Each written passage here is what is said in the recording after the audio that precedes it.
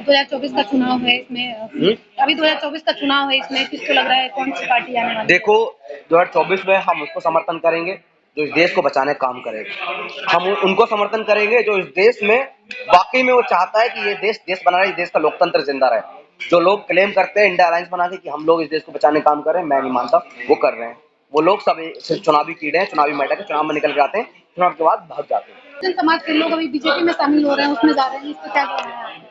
देखो एक बात मैंने बहुत पहले की थी कि तलवार और गर्दन में कभी दोस्ती नहीं हो सकती। तो ये वही है, अगर जो लोग बीजेपी में जा रहे हैं आज बीजेपी और आरएसएस ये तलवार बन चुकी है बहुजनों की गर्दन पे। तो अगर बहुजन, कोई भी बहुजन है, SC ST OBC plus minority, जितने भी रिलीजियस माइनॉरिटी है वो सब अगर बीजेपी में जा रहे हैं तो कहीं ना कहीं अपने लिए गड्ढा खोद रहे हैं और बाबा साहब अम्बेडकर, कांशीराम साहब और तमाम जो महापुरुषों का आंदोलन है उनको कमजोर कर रहे हैं। तो ये लोग कुछ नहीं, कांशीराम साहब ऐसे लोगों के लिए एक लाइन बोलते थे, चमचा। तो ये लोग सामाजिक रूप से समाज के चमचे के रूप में, इनको ना ही कोई महत्व देता, अपनी पर्सनल महत्वाकांक्षा के लिए काम करते हैं। तो ऐसे पर्सनल महत्वाकांक्षी लोगों को जनता बहुत जल्दी खदेड़ के बाहर करेगी। और जो लोग ये बीजेपी में जा रहे हैं, पूरी बीजेपी को बाहर करने की हमने ठान लिया है। तो ये तो नॉर्मल 5, 6, 10, 15 गिने चुने लोग हैं, तो इनको ही बाहर किया जाएगा। अभी देखो, अभी धनखड़ जी लोकसभा अध्यक्ष जो हैं, उनका एक बयान है कि मीडिया को सत्ता का गुलाम नहीं होना चाहिए।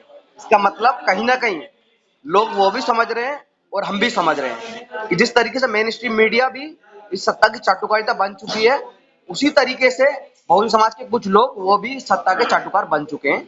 तो उन सबसे लड़ा जाएगा। हम हर किसी से लड़ रहे हैं, तो इनसे भी लड़ा जाएगा। जी सर, बात रही विचारधारा की, तो अभी जो अम्बेडकरवादी विचारधारा है उसको छोड़ के लोग जय श्री राम का नारा लगा रहे हैं, विचारधाराएं अपनी बदल रहे हैं। सर, कारण क्या है और इस पे क्या कहेंगे आप?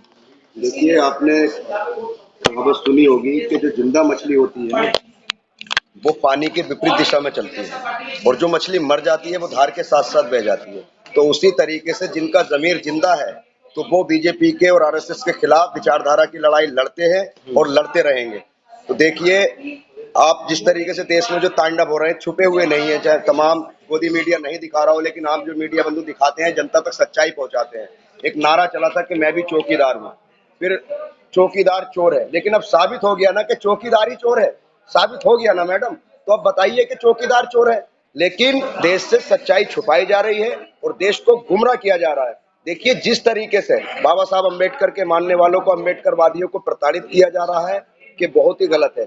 चाहे वो, देखिए, हमारे मुसलमान या दलित होने से इनको फर्क नहीं पड़ता, लेकिन हमारे अम्बेडकरवादी होने से इन आरएसएस और भाजपा वाले लोगों को फर्क पड़ता है। लेकिन हम डरने वाले नहीं है, झुकने वाले नहीं है, संघर्षों के हम आदी हैं और हम अम्बेडकरवादी हैं। तो हम इनसे कदम कदम पर लड़े थे और कदम कदम पर लड़ते रहेंगे। जो देश में तानाशाही चल रही है, हम सब मिलजुल कर इसके खिलाफ लड़ेंगे और हम जीतेंगे। और एक बात और, जो आपने बोला कि जय भीम से जय श्री राम में जा रहे हैं, उन लोगों के लिए कि कभी जय श्री राम और जय भीम में कभी दोस्ती नहीं हो सकती और ना ही जा सकते। कोई एक व्यक्ति है जो सोशल मीडिया पे ये सारी चीजें कह रहे हैं कि हम लोग जय श्री राम बोल दिए तो क्या दिक्कत है। अम्बेडकर साहब ने बहुत पहले एनालिसिस ऑफ कास्ट, जाति का विनाश में इन ब्राह्मणवादियों के लिए बहुत अच्छी से बातें लिखी हैं।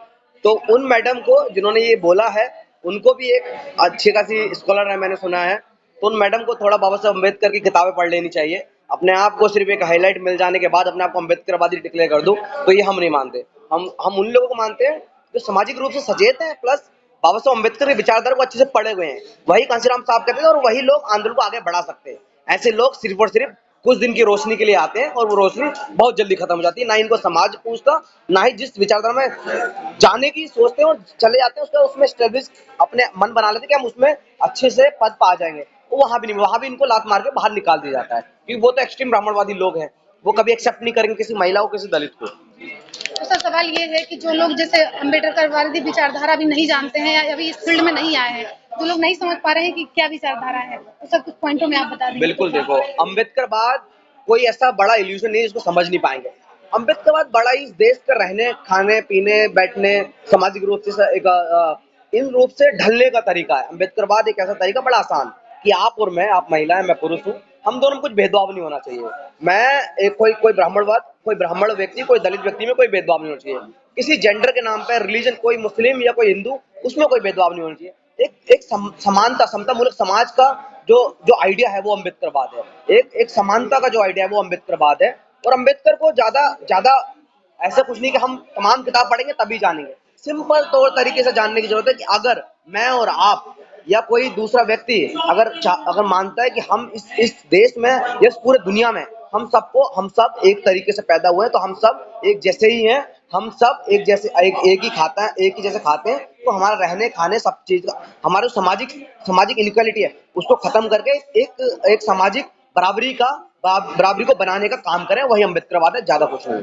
सर जैसे कि हमारा देश जो है वो अभी राम राज्य बन गया है, जैसे कि राष्ट्र है जो जय श्री राम का लोग नारे लगा रहे हैं, इसमें जो ये विचारधारा है ये कहाँ तक एडजस्ट हो पाएगा? क्या ये उभर के सामने आएगा?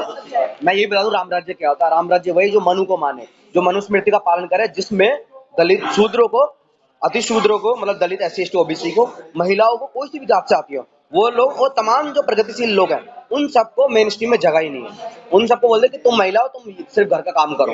ये राम राज्य ये है एक्चुअल में। तुम दलित हो, तुम कूड़ा उठाओ, तुम नालियां साफ करो। तुम शूद्र हो तो तुम स्पेसिफिक कम्युनिटी के स्पेसिफिक काम हो। यही उनका राम राज्य है। लेकिन हम कहते हैं कि राम राज्य को अगर कोई खत्म कर पाएगा, राम राज्य के ऊपर कोई जीत पाएगा, वो अम्बेडकरवाद होगा। ऐसा वाद जो अम्बेडकर ने बहुत पहले, ज्योतिबा फूले, पेरियार साहब और बुद्ध से प्रेरणा लेते हुए उन्होंने स्टैब्लिश किया, तो हम लोग उसी की ओर हैं। और राम राज्य बहुत खतरनाक है इस देश के लिए। बाबा साहब अम्बेडकर तो पाकिस्तान और पार्टीशन ऑफ इंडिया में अपनी एक लाइन लिखते हैं, एक पूरा अच्छे समझाते हैं कि अगर ये देश हिंदू राष्ट्र बनता है तो इस देश के लिए सबसे बड़ी दुर्भाग्य की बात होगी। आप कितना भी कह लो, हिंदू कभी लोकतांत्रिक नहीं हो सकते। और अगर ये हिंदू राष्ट्र बनता है तो ये देश की जनता के लिए, इस देश के लिए सबसे शर्मनाक बात होगी, और ये देश पूरा खत्म हो जाएगा, लोकतंत्र खत्म हो जाएगा, डेमोक्रेसी खत्म हो जाएगी। बिल्कुल, जैसे संविधान में जो लिखा है सारी चीजें ध्वस्त हो जाएगी। अब यही है ना, जब संविधान तो बताता है कि हम सब बराबर हैं। संविधान तो बताता है कि पुलिस का काम सिर्फ नौकरी करना है, पुलिस का काम लोगों को सर्व करना है, जनता के सर्वेंट, नेताओं का काम जनता के नौकर है। लेकिन आजकल ऐसा हो रहा है, अब नेता लोग मालिक बन चुके हैं, पुलिस अपनी तानाशाही पर है। इस देश में मीडिया को बोलने नहीं दिया रहा। अगर या तो पैसे ले लो, चुपचाप रह लो, बोलोगे तो आपको जेल में डाल दिया जाएगा। इस देश में मुसलमानों के ऊपर UAP लगाई जा रही है, मिलिट्री देश की रेप कर रही है। कश्मीर में चाहे छत्तीसगढ़ में ले लो, आदिवासियों से उनकी जंगल जमीन छीने जा रहे हैं। अडानी जैसे लोगों को पेड़ काटने, उनको उन जंगलों में, जो जंगल इस देश को हर तरीके से जीवित रखता है, नेचर, कुदरत जो है, वो जो कुदरत है उसको बर्बाद करने की पूरी ठान ली है। तो ये लोकतांत्रिक देश है। इस लोकतांत्रिक देश में तानाशाही नहीं चलेगी, ना ही यहाँ के लोग कभी बर्दाश्त कर पाएंगे, और ना ही किया है। चाहे 75 का दौर देख लो, चाहे आजादी से पहले का दौर देख लो। कल शहीद आजम भगत सिंह का शहादत दिवस भी था। उन्होंने तो बहुत सारी बातें लिखी हैं, सांप्रदायिकता पे लिखी है। मैं जैसे एक विद्यार्थी हूँ, एक स्टूडेंट लीडर हूँ दिल्ली यूनिवर्सिटी में, तो स्टूडेंट्स के लिए बहुत सारी बातें की गई है कि जिन नौजवानों को कल के हम जैसे जो नौजवान है, कल को उनको इस देश की बागडोर संभालनी है। लेकिन आज ऐसे नौजवानों को किस रूप से तैयार किया जा रहा है? उनको अंधभक्त, उनको अकल से बेहीन बनाया जा रहा है। इस देश की सरकार वो काम कर रही है धर्म के नाम पर। ऐसा धर्म जो सबसे ज्यादा खतरनाक है हर साइंटिफिक टेम्परामेंट के लिए। जैसे कि सर आपने बताया कि आप स्टूडेंट हैं, तो हमारा जो देश है वो युवा देश है और ज्यादातर बच्चे स्टूडेंट हैं, तो सर उनके लिए क्या संदेश होगा आपके? देखो, मैं सिर्फ इतना कहूंगा कि आप भगत सिंह का एक बड़ा प्यारा लेख है, विद्यार्थी और राजनीति 1929 में लिखा है उन्होंने। बहुत बढ़िया, 1 पेज 2 पेज का मात्र लेख है, उसको पढ़े। मैं जो मतलब एकदम साधारण सा 2 पेज का लेख है, उसको पढ़ लें। उसमें वो समझा रहे होते हैं कि इस देश के नौजवानों को कैसा होना चाहिए, इस देश के विद्यार्थियों को कैसा होना चाहिए। और वो बताते हैं कि मैं मानता हूँ, भगत सिंह इसमें लिख रहे हैं कि मैं मानता हूँ निश्चित रूप से विद्यार्थी काम सिर्फ पढ़ाई होना चाहिए, लेकिन और उनको अपना पूरा ध्यान भी पढ़ाई की ओर लगा देना चाहिए। लेकिन क्या वो शिक्षा, वो पढ़ाई उनको इस देश की सामाजिक गतिविधियां और इस देश में क्या चल रहा है उसके लिए अवगत करा रहा है? अगर नहीं करा रहा तो मैं ऐसी शिक्षा को, ऐसी विद्या को निकारा और नकम्मी समझता हूँ। और ये देश सिर्फ और सिर्फ वो शिक्षा सिर्फ और सिर्फ क्लर्की के काम आएगी और ज्यादा कुछ काम नहीं आएगी। सर जैसे लोग सिविल सर्विस में जाते हैं, तैयारी करते हैं, ज्वाइन ले लेते हैं, सिविल सर्विस में जाते हैं, उससे पहले वो दावा करते हैं कि वो समाज के हित में कार्य करेंगे, लेकिन जब सिलेक्शन पा जाते हैं तो लोग कहते हैं कि वो बदल जाते हैं। देखो, मैं बड़ा रिस्पेक्ट करता हूँ इस देश के सिविल सर्विस का, लेकिन कोई स्टूडेंट है, तो मैं तो स्टूडेंट, मेरे उम्र के लोग रहते हैं, तो मैं बताता हूँ उनको सिविल सर्विस क्यों ज्वाइन करना है। क्योंकि उनको रुतबा चाहिए, उनको पैसा चाहिए। कोई देश की सेवा के लिए कोई कुछ नहीं कर रहा। सब 1-2 ईमानदारी से लोग हैं जो कर रहे हैं, लेकिन उन पे बहुत ज्यादा अटैक है, उनको निकाल दिया जा रहा है। कोई भी ले लो, ईमानदार पत्रकार ले लो, ईमानदार जुडिशरी ले लो, ईमानदार ये ले लो, नेता ले लो, ईमानदार ये सर्वेंट, UPSC सर्वेंट ले लो, सबको निकाला जा रहा है। जो ईमानदार, जो धोखाधड़ी है, जो करप्ट है, जो इस देश की सरकार की चाटू करते, सिर्फ उनको ही आगे जगह दिया जा रहा है। ये 2024 का चुनाव है, इसमें अभी 2024 का चुनाव है, इसमें किसको लग रहा है कौन सी पार्टी आने वाली है? देखो 2024 में हम उसको समर्थन करेंगे जो इस देश को बचाने का काम करेगा। हम उनको समर्थन करेंगे जो इस देश में वाकई में वो चाहता है कि ये देश बना रहे, इस देश का लोकतंत्र जिंदा रहे। जो लोग क्लेम करते हैं इंडिया अलायंस बना के कि हम लोग इस देश को बचाने का काम कर रहे हैं, मैं नहीं मानता वो कर रहे हैं। वो लोग सब सिर्फ चुनावी कीड़े हैं, चुनावी मेढक है, चुनाव में निकल के आते हैं, चुनाव के बाद भाग जाते हैं। धन्यवाद। जी बहुत बहुत धन्यवाद। आ रहा हूँ मैं भाई, आ रहा हूँ।